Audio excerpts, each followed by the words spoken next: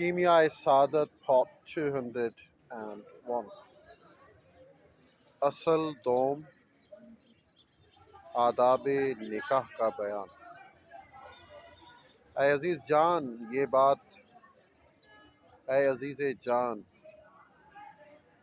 یہ بات جان کہ کھانا کھانے کی طرح نکاح کرنا بھی راہ دین میں سے ہے، اس واسطے کہ راہ دین کو جس طرح شخص انسان کی بقا کی حاجت ہے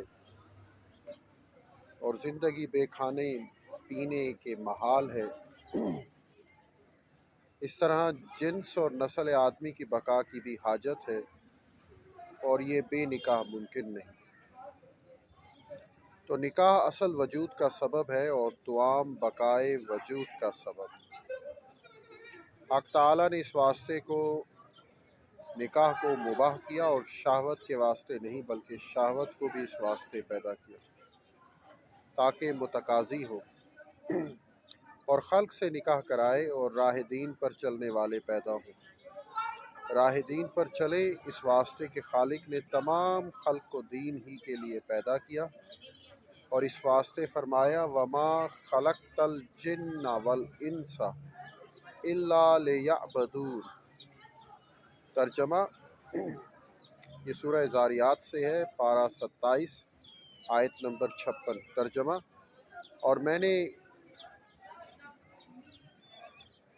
جن و انس کو نہیں پیدا کیا مگر اس لیے کہ میری عبادت کریں، اور آدمی جتنے زیادہ ہوتے ہیں حضرت ربوبیت کے بندے بڑھتے ہیں، اور سید الانبیاء حضرت محمد صلی اللہ تعالیٰ علیہ وآلہ وسلم کی امت زیادہ ہوتی ہے۔ اس واسطے حضرت محمد صلی اللہ علیہ وآلہ وسلم نے فرمایا نکاح کرو تاکہ زیادہ ہو کہ میں قیامت کے دن تمہارے سبب سے اور پیغمبروں کی امت پر فخر کروں، حتیٰ کہ اس حمل کے سبب سے بھی فخر کروں جو اپنی ماں کے پیٹ سے گر جائے۔ تو جو شخص یہ کوشش کرتا ہے کہ اولاد بڑھے اور خدا کی بندگی کرے اس کو بڑا ثواب ہے۔ اس واسطے باپ کا بڑا حق ہے اور استاد کا حق ہے، اس سے بھی زیادہ ہے، اس لیے کہ باپ پیدائش کا سبب ہے اور استاد راہ دین کو پہچاننے کا سبب ہے۔ اس سبب سے علماء کا گروہ قائل ہوا کہ نکاح کرنا نوافل عبادت میں مشغول ہونے سے بہتر ہے، جبکہ معلوم ہوا کہ نکاح کرنا من جملہ راہ دین ہے۔ اس کے آداب کی تفصیل جاننا ضروری ہے، اس کی تفصیل 3 ابواب سے معلوم ہوگی۔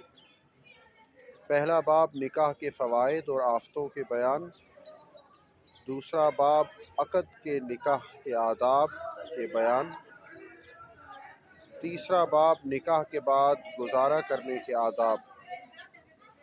پہلا باب نکاح کے فوائد اور آفات کے بیان میں، اے برادر اس بات کو معلوم کر کے نکاح کی بزرگی اس کے فوائد کے سبب ہے، اور اس کے فوائد 5 ہیں۔ پہلا فائدہ اولاد ہے۔ اولاد کی وجہ سے 4 طرح کے ثواب ملتے ہیں۔ پہلا ثواب یہ ہے کہ آدمی پیدا ہونا اور بقائے نسل جو کہ حق تعالیٰ کو محبوب اور مرغوب ہے اس میں کوشش کرتا رہے، اور جو کوئی حکمت آفرینش پہچانے گا اس کو اس امر میں کچھ شک نہ رہے گا۔ یہ بات حق تعالیٰ کو محبوب ہے۔ جب مالک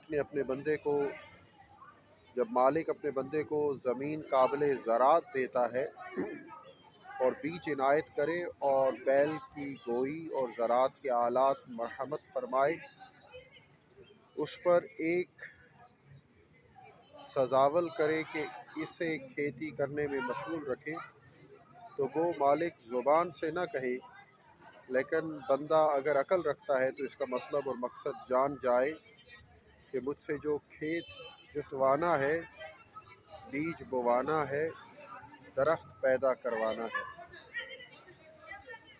اسے مقصود ہے خداوند کریم نے بچہ دان پیدا کیا، آلۂ مباشرت پیدا کیا، مردوں کی پشت میں عورتوں کے سینے میں اولاد کا بیج پیدا کیا، شہوت کو مرد عورت پر سزاول کیا، تو ان باتوں سے جو مقصود الہی ہے وہ کسی عقل مند سے پوشیدہ نہیں۔